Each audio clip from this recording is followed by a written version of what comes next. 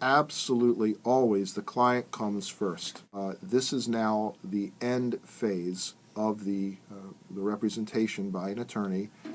A settlement is reached, but before I even get to the dollars and the handling, the physical handling of the money, I have to offer some information about the settlement of the case. And we can always go to court and the jury gives you an award or a judge gives you an award. That's what you get.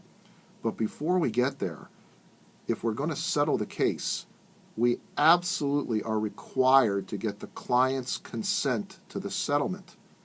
And I have, unfortunately, over the years, had some clients come in and say they want to fire their first lawyer or they want me to sue their first lawyer because the lawyer accepted a settlement without their permission. And what can I, if anything, do about it? Well, in my office, what I do, I have a letter that I actually send to the client in advance of any discussion of settlement with the insurance company, and I tell the client, look, Mr. and Miss Client, I think your case is worth X dollars. Let me just put a number on that for purposes of our discussion here this morning. Let's say I think their case is worth $10,000.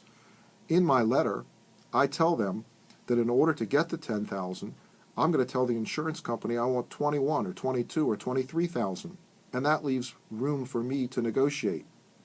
Then I send that letter to the client, and I actually spell out in that letter that if we get that $10,000, this is what's going to happen.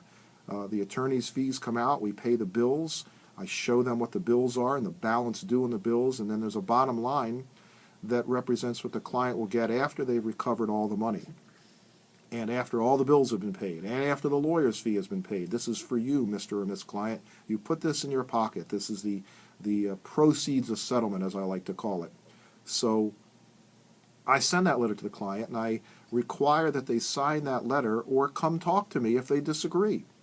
If they disagree, that's fine. Come in, tell me, or call me on the phone. What's going on? Why don't you agree with my evaluation? I don't pretend to know everything, but for the most part, I read the case very thoroughly. I understand what's going on, and with my hopefully good experience, I'm able to evaluate the case and give my client a recommendation and advice as to what amount we should recover reasonably. So if a client objects, they call me. They come in, they say, hey, look, this is that, this is this, and they give me some information, and sometimes I change my evaluation. But before I go to the insurance company, I get their signature. So now I send that letter to the insurance company for $23,000, and I tell them, that I want to negotiate with them. I'm not absolutely stuck on 23, and they make an offer, and we go back and forth. And if I can get $10,000 or more, then I know that I have in writing my client's permission to accept that settlement, and I can go forward and do that on their behalf.